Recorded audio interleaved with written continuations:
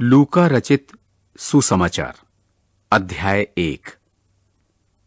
इसलिए कि बहुतों ने उन बातों का जो हमारे बीच में बीती हैं इतिहास लिखने में हाथ लगाया है, जैसा कि उन्होंने जो पहले ही से इन बातों के देखने वाले और वचन के सेवक थे हम तक पहुंचाया। इसलिए हे श्रीमान थियोफिलुस, मुझे भी यह उचित लगा कि उन सब बातों का संपूर्ण हाल आरंभ से ही ठीक ठाक जांच करके उन्हें तेरे लिए क्रमानुसार लिखूं, कि तू ये जान ले कि वे बातें जिनकी तूने शिक्षा पाई है कैसी अटल हैं। यहूदियों के राजा हेरोदेस के समय अबिय्याह के दल में जकरिया नाम का एक याजक था। उसकी पत्नी हारून के वंश की थी, जिसका नाम इलीशिबा था, और वे दोनों परमेश्वर के सामने धर्मी थे और प्रभु की सारी आज्ञाओं और विधियों पर निर्दोष चलते थे। उनके कोई भी संतान न थी, क्योंकि इलीशिबा बांझ थी और वे दोनों बूढ़े थे। जब वो अपने दल की पारी पर परमेश्वर के सामने याजक का काम करता था, तो याजकों की रीति के अनुसार उसके नाम पर चिट्ठी निकली कि प्रभु के मंदिर में जाकर धूप जलाए। धूप जलाने के समय लोगों की सारी मंडली बाहर प्रार्थना कर रही थी। प्रभु का एक स्वर्गदूत धूप की वेदी की दाहिनी ओर खड़ा हुआ उसको दिखाई दिया। जकरिया देखकर घबराया और उस पर बड़ा भय छा गया।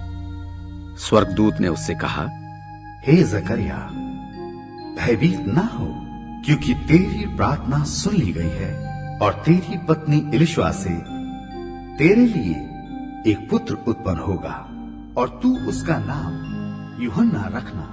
तुझे आनंद और हर्ष होगा और बहुत लोग उसके जन्म के कारण आनंदित होंगे। वो प्रभु के सामने महान होगा। वो दाखरस और मदिरा कभी न पिएगा और अपनी माता के गर्भ ही से पवित्र आत्मा से परिपूर्ण हो जाएगा। वो इस्राएलियों में से बहुतों को उनके प्रभु परमेश्वर की ओर फेरेगा और एलिया की आत्मा और सामर्थ में होकर उसके आगे आगे चलेगा, कि पितरों का मन लड़के वालों की ओर फेर दे और आज्ञा ना मानने वालों को धर्मियों की समझ पर लाए और प्रभु के लिए एक योग्य प्रजा तैयार करे। जकरिया ने स्वर्गदूत से पूछा, ये मैं कैसे जानूं? मैं तो बूढ़ा हूं और मेरी पत्नी भी बूढ़ी हो गई है। स्वर्गदूत ने उसको उत्तर दिया, मैं जिब्राइल हूं, जो परमेश्वर के सामने खड़ा रहता हूं, और मैं तुझसे बातें करने और तुझे ये सुसमाचार सुनाने को भेजा गया हूं। और देख, जिस दिन तक ये बातें पूरी ना हो लें, उस दिन तक तू मौन रहेगा और बोल ना सकेगा, क्योंकि तूने मेरी बातों की जो अपने समय पर पूरी होंगी प्रतीति ना की। लोग जकरिया की बाट जोते रहे और अचंभा करने लगे कि उसे मंदिर में ऐसी देर क्यों लगी। जब वो बाहर आया तो उनसे बोल न सका, सो वे जान गए कि उसने मंदिर में कोई दर्शन पाया है। और वो उनसे संकेत करता रहा और गूंगा रहा। जब उसकी सेवा के दिन पूरे हुए तो वो अपने घर चला गया।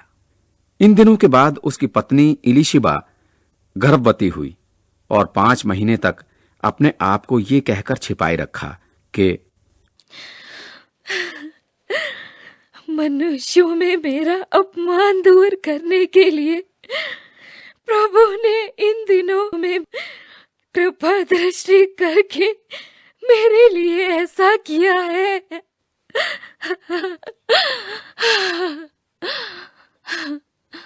6वें महीने में परमेश्वर की ओर से जिब्राइल स्वर्गदूत गलील के नासरत नगर में एक कुंवारी के पास भेजा गया, जिसकी मंगनी यूसुफ नाम दाऊद के घराने के एक पुरुष से हुई थी।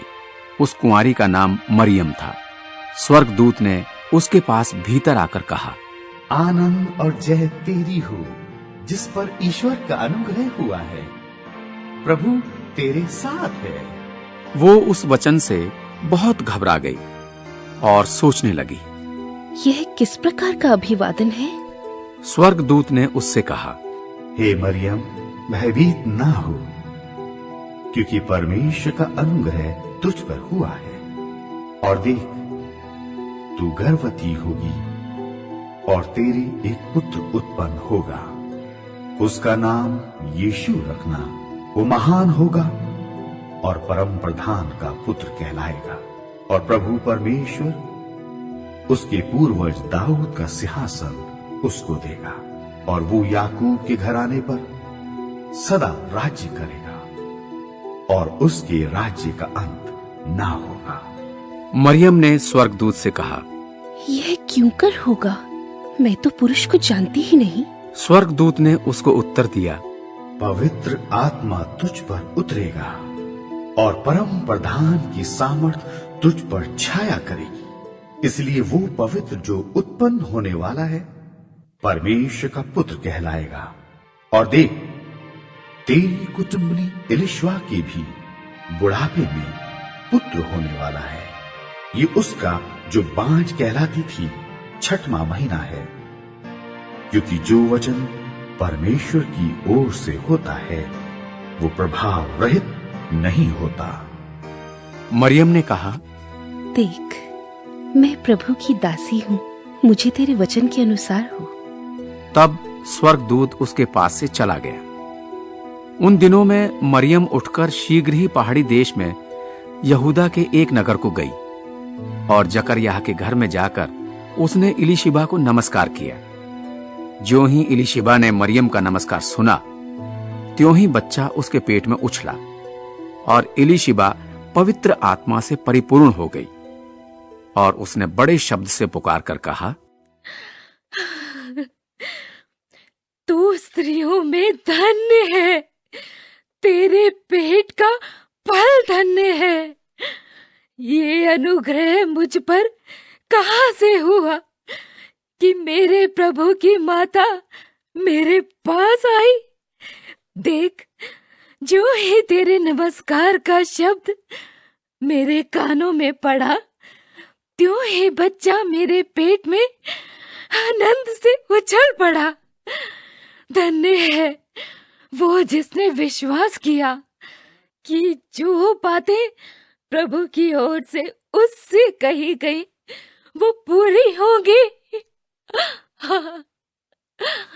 तब मरियम ने कहा, मेरा प्राण प्रभु की बड़ाई करता है, और मेरी आत्मा मेरे उद्धार करने वाले परमेश्वर से आनंदित हुई, क्योंकि उसने अपनी दासी की दीनता पर दृष्टि की है।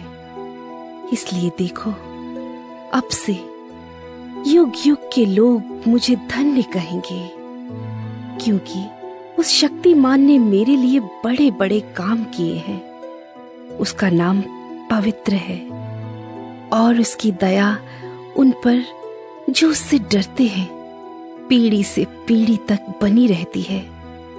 उसने अपना भुजबल दिखाया, और जो अपने आप को बड़ा समझते थे उन्हें तितर बितर किया। उसने बलवानों को सिंहासनों से गिरा दिया और दीनों को ऊंचा किया। उसने भूखों को अच्छी वस्तुओं से तृप्त किया और धनवानों को छूछे हाथ निकाल दिया। उसने अपने सेवक इस्राएल को संभाल लिया कि अपनी उस दया को स्मरण करे जो इब्राहिम और उसके वंश पर सदा रहेगी, जैसा उसने हमारे बाप दादों से कहा था। मरियम लगभग 3 महीने उसके साथ रहकर अपने घर लौट आई। तब इलीशिबा के प्रसव का समय पूरा हुआ और वो पुत्र जनी। उसके पड़ोसी और कुटुंबी ये सुनकर कि प्रभु ने उस पर बड़ी दया की है, उसके साथ आनंदित हुए। और ऐसा हुआ कि 8वें दिन वे बालक का खतना करने आए और उसका नाम उसके पिता के नाम पर जकरयाह रखने लगे। उसकी माता ने उत्तर दिया, नहीं, उसका नाम यूहन्ना रखा जाए। उन्होंने उससे कहा, तेरे कुटुंब में किसी का ये नाम नहीं है? तब उन्होंने उसके पिता से संकेत करके पूछा, तू उसका क्या नाम रखना चाहता है? और उसने लिखने की पट्टी मंगाकर लिख दिया, उसका नाम यूहन्ना है। इस पर सबों ने अचंभा किया। तब उसका मुंह और जीभ खुल गई और वो बोलने और परमेश्वर का धन्यवाद करने लगा, और उसके आसपास के सब रहने वालों पर भय छा गया, और उन सब बातों की चर्चा यहूदिया के सारे पहाड़ी देश में फैल गई। सब सुनने वालों ने अपने अपने मन में विचार करके कहा, प्रभु, इस्राएल का परमेश्वर धन्य हो। उसने अपने लोगों पर दृष्टि की और उनका छुटकारा किया है, और अपने सेवक दाऊद के घराने में हमारे लिए एक उद्धार का सींग निकाला है, जैसे उसने अपने पवित्र भविष्यद्वक्ताओं के द्वारा, जो जगत के आदि से होते आए हैं, कहा था, अर्थात हमारे शत्रुओं से और हमारे सब बैरियों के हाथ से हमारा उद्धार किया है, कि हमारे बाप दादों पर दया करके अपनी पवित्र वाचा का स्मरण करे, और वो शपथ जो उसने हमारे पिता इब्राहिम से खाई थी, कि वो हमें ये देगा कि हम अपने शत्रुओं के हाथ से छूटकर उसके सामने पवित्रता और धार्मिकता से जीवन भर निडर रहकर उसकी सेवा करते रहे। और तू, हे बालक, परम प्रधान का भविष्यद्वक्ता कहलाएगा, क्योंकि तू प्रभु के मार्ग तैयार करने के लिए उसके आगे आगे चलेगा, कि उसके लोगों को उद्धार का ज्ञान दे, जो उनके पापों की क्षमा से प्राप्त होता है। ये हमारे परमेश्वर की उसी बड़ी करुणा से होगा, जिसके कारण ऊपर से हम पर भोर का प्रकाश उदय होगा, कि अंधकार और मृत्यु की छाया में बैठने वालों को ज्योति दे, और हमारे पांवों को कुशल के मार्ग में सीधे चलाए। और वो बालक बढ़ता और आत्मा में बलवंत होता गया, और इस्राएल पर प्रकट होने के दिन तक जंगलों में रहा।